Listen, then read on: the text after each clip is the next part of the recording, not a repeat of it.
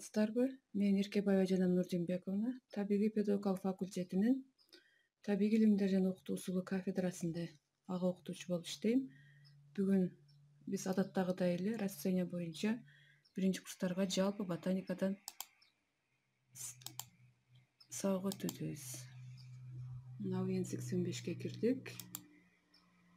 Жайкы сессия.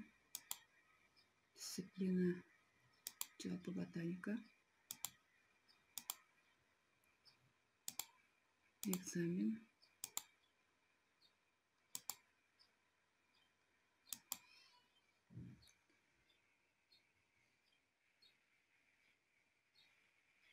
Бүгүн лекция жөнөтөбүз. Мультивыбор.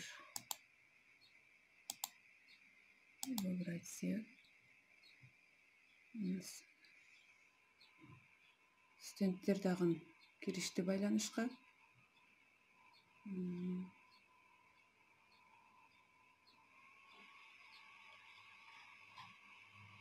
Отурушат.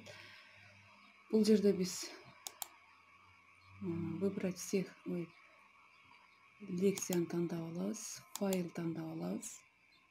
Рабочий столдо бүгүнкү темабыз ийне жалбырактуу өсүмдүктөр жөнүндө болмокчу.